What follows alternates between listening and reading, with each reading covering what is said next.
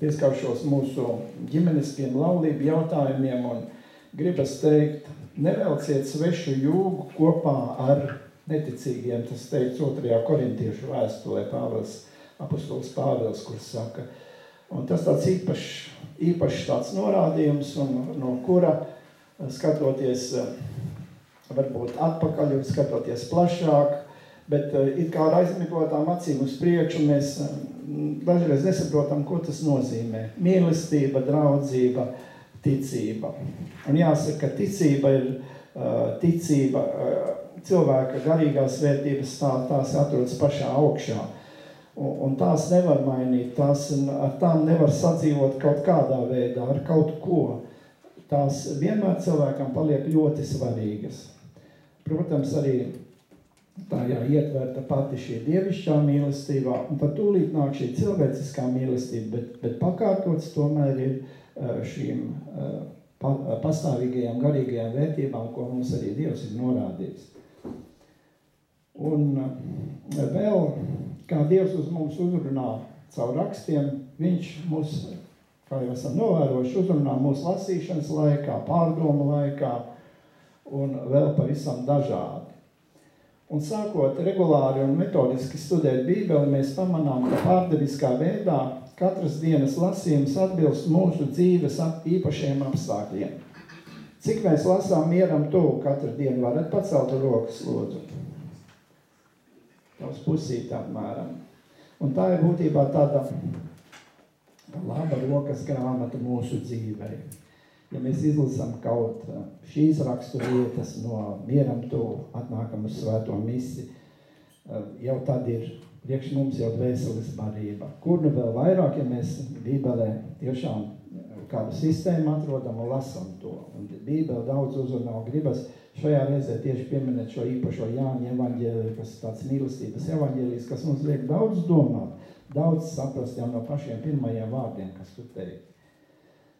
Un tādā veidā mēs šīs katras dienas lasījumus atbilst arī, un varētu teikt, mēs kaut kādā veidā pielāgojamies, izdzīvojam šo dienu, un kad vakarā mēs šo Dievu vārdu izlasam vēlreiz, ja izdodas 2 reizes varbūt pārskatīt kaut vai kādu lūkšanu no mieram tuvu, tad mēs saskatām tur ļoti lielu sakaru arī savā dzīvē, savā darbībā, kāda mums bijusi dienā, ja būs. Un šīs dienas Dieva vārds, piemēram, mieram tuvi teikts, kungs, dari man zināmus savus ceļus un māci man staigāt tavas takas. Es domāju, tā perfekti diezgan attiecībā uz šo reizi, ka mēs runājam par šo tēmu. Un tad tālāk ir svētā gara vadība, arī no mūsu grāmatiņām. Un kāds autors saka, ka vadība ir ļoti personīga lieta. Mēs šo vadību varbūt varam uzsvērt pavisam dažādi, ko nozīmē vadība, ko nozīmē, mēs varam pat varbūt iet, saprotams, ka cilvēki šajā laikā ļoti dažādi, un mūsu tautas lielā nelaime tas, kad viņi ir iestigusi visādu darbu lasīšanā, horoskopu lasīšanā, vienmēr katrai dienai reizēm liekas smieklīgi, tad lasa visādus žurnālus. Kādreiz manā iepriekšējā darba kolēģis lasīja vienmēr zimtniekus un nezinu kādus tur, un tas viņām bija pirmā vieta, ko viņi cilvēki kādreiz redz. Un tas nebūtu tas, kas mums būtu jādara. Arī šie citi izdevumi, šīs citas ietekmes ļoti ietekmē mūsu ticības dzīvi. Un mēs esam Kristus ļaudis, mēs esam atnākuši uz baznīcu, es domāju, ar lielo burtu, Kristus baznīcu, kā viņa svēto ķermeni šeit pasaulē, tad mēs arī baznīcai uzticamies. Un ja jau tas kaut mēs tikai solīt esam paspēruši uz to pusi, atnākuši piemēram uz Alfu, tas nozīmē ļoti daudz. Gan man, gan tev, kurš atnāk, kurš sagaida. Kad mēs kļūstam par kristiešiem, mūsos sāk dzīvot Dieva gars un sāk ar mums sazināties. Pilnīgi dabīgi tas notiek. Un mums ir jāmācās sadzirdēt šo viņa balsi. Jēzus teica, ka viņa avis, ja viņa sekotāji varam teikt, pazīs viņa balsi. Ja mums pa tālruni, piemēram, kāds piemērs, Ja mums pat ārun piezvana kāds labs draugs, mēs uzreiz pazīstam viņa balsi. Ja mēs kādu cilvēku tik labi nepazīstam, tas var būt grūtāk, aizņemt vairāk laika. Jo vairāk mēs iepazīstam Jēzu, jo vieglāk mums būs atpazīt viņa balsi. Tāds salīdzinājums. Piemēram, mēs lasām par to, ka Pāvils ar saviem darba biedriem bija nodomājuši doties uz kādu vietu, bet Jēzus gars viņam neļāva. To mēs lasām apostoļu darbu grāmatā 16. nodaļā. Un tāpēc viņi aizgāja pa citu ceļu. Un arī vēl kādi daži piemēri, kad Dievs runā caur savu garu uz mums. Mazliet pieminēja, ka viņš mūs uzrunā lūkšanas laikā arī.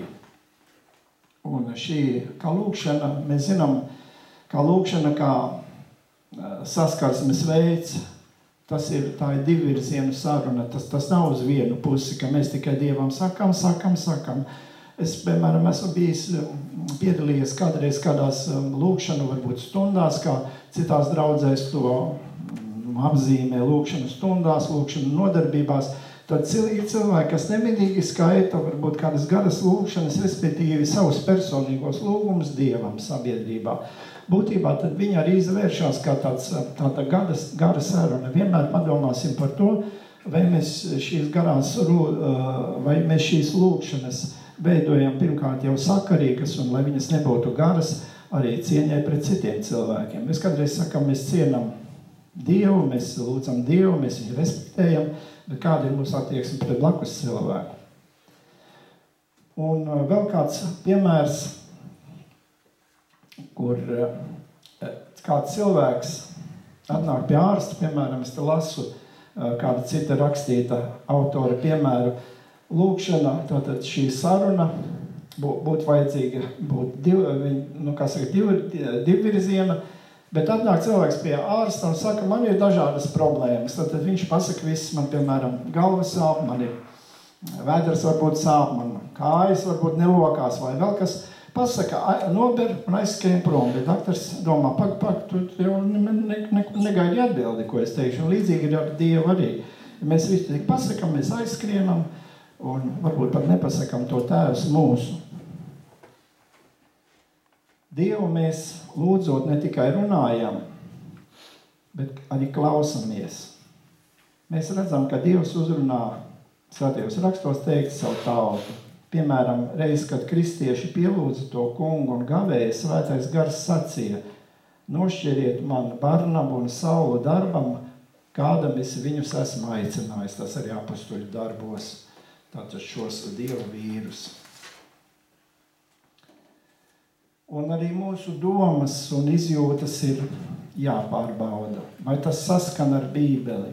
Vai tas veicina mīlestību? Piemēram, ja tā nav, tad nevar nākt tas pie Dieva, ko mēs tur sakām vai mīlam, jo Dievs pats ir mīlestība. Un mēs varam teikt, ka droši vien es domāju, ka mēs arī citu cilvēku, blakus cilvēku nedrīkstam apkraut tikai ar savēju un līdzīgi arī ar Dievu. Tad varat iedomāties, kāds tādā pārnestā nozīmē varētu teikt, kāds Dievam smagums būtu jāuzņem, ja cilvēki tikai viņam kaut ko uzkraut un vispār viņā neklausītos.